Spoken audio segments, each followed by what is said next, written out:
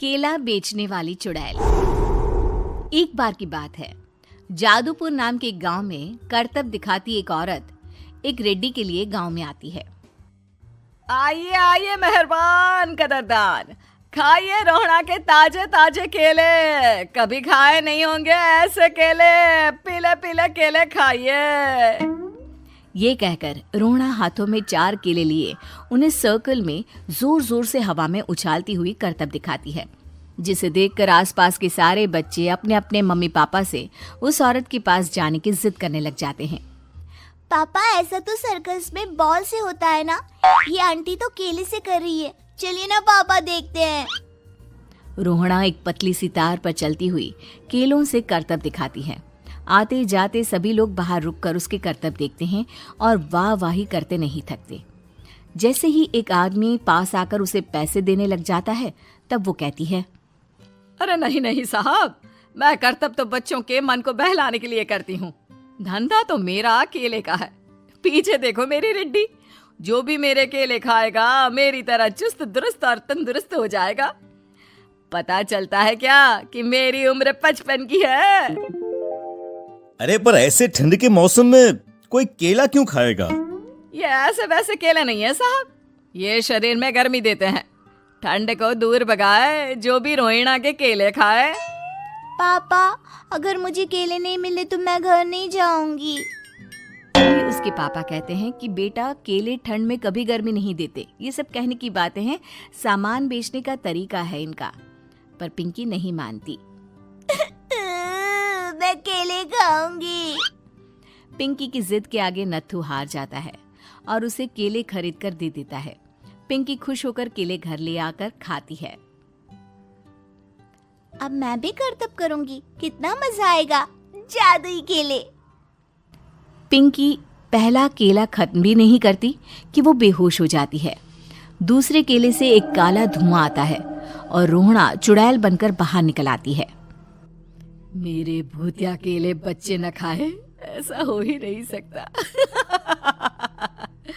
जादूपुर वालों, कब तक बचोगे?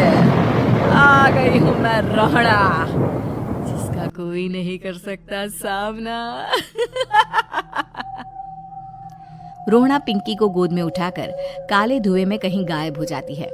शाम के वक्त नत्थू घर लौटता है और पिंकी को घर में ना पाकर उसकी माँ से कहता है, माँ पिंकी कहाँ है? अरे बेटा, उसे तो तू सुबह करतब दिखाने ले गया था ना, फिर कहाँ वापस आए तुम दोनों? मुझे लगा तू उसे अपने साथ मंडी ले गया होगा। हे भगवान, मेरी बच्ची कहाँ गई? मैं उसे घर ही तो छोड़कर गया था माँ।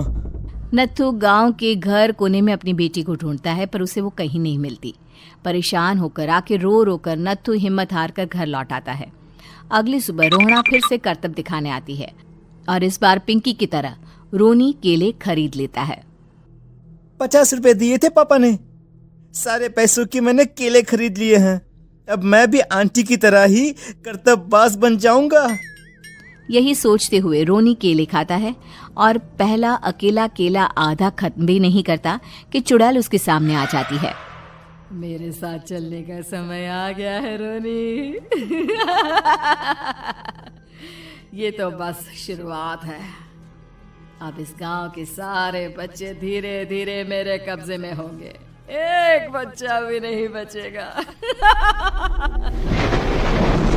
ये कहकर रोनी को गोद में लेकर काले धुएं में अदृश्य हो जाती है। इसके बाद हर रोज गांव में से कोई ना कोई बच्चा गायब होता, पर ऐसा क्यों हो रहा है किसी को भी समझ में नहीं आ पा रहा था। रोज की तरह अपनी बेटी पिंकी की तलाश में नत्थू गांव के एक तालाब के पास बैठा रो रहा था। कहाँ गई मेरी पिंकी? शकुंतला के जाने के बाद एक वही तो मेरा सहारा थी। अरे उसकी आत्मा कोस रही होगी मुझे कि मैं अपनी बच्ची को संभाल भी नहीं पाया। नत्थू ये कहता हुआ रो ही रहा था कि तभी तालाब में से उसे शकुंतला की आवाज सुनाई देती है। कहाँ थी तुम शकुंतला? हमारी बच्ची और सारे गायब हुए बच्चे रोहड़ा के कब्जे में हैं। वो बच्चों को जो केले देती है उससे बच्चे बेहोश हो जाते हैं और उसके कब्जे में आ जाते हैं और वो उन्हें ले जाकर काली दुनिया में ले जाती है। पर वो ऐसा क्यों कर रही है? ये मैं नहीं जानती, पर उस दुनिया का रास्ता मैं आपको बता सकती हूँ। जहां ये नदी खत्म होती है वहां एक केले का पेड़ है, उसके नीचे एक दरवाजा है, वहीं से रास्ता जाता है उस दुनिया का। ये कहकर शकुंतला की आत्मा गायब हो जाती है। गांव के सभी लोग झुंड बनाकर उसी रास्ते से काली दुनिया में चले जाते हैं और वहां देखते हैं कि सारे बच्चे वहां काम कर रहे थे। पापा मुझे ले चलो यहाँ से। पापा पापा। सभी बच्चे अपने मम्मी पापा से लिपट जाते हैं। तो तुम लोग यहाँ तक आ गए? क्यों हमारे बच्चों को पकड़ लिया तूने? तुझे शिकार ही बनाना है तो ले, हम सब आ गए हैं, हमें खा ले। नहीं, मुझे बच्चे चाहिए। मेरे बच्चे के बदले तुम लोगों के बच्चे। क्या मतलब? मैं इसी गांव में रहने वाली एक औरत थी। केले की चोरी के इल्जाम में मेरे बेटे को गांव वालों ने इतना मारा कि वो मर गया। उसी दिन मैंने ठान लिया कि गांव वालों का भी वही हाल करूंगी। कुछ दिन बाद बेटे के चले जाने के दुख में मैं भी मर गई और मेरी भटकती आत्मा एक चुड़ैल बन गई। और फिर मैंने बदला लिया तुम सबके बच्चे छीनकर। बर्दाश्त नहीं कर पाए ना? सोचो मुझ पर क्या बीती होगी। हमें माफ कर दो रोना। पता नहीं ये किसकी गलती थी, पर हम सभी माफी मांगते हैं। हमारी खुशियां लौटा दो, तुम भी तो एक माँ हो। गांव वालों की बात सुनकर रोना का मन बिगड़ जाता है और वो बच्चों को छोड़ देती है। उसके बाद काली दुनिया बच्चों के लिए जादुई दुनिया बन जाती है। अब कोई भी कभी भी वहां आ जा सकता था।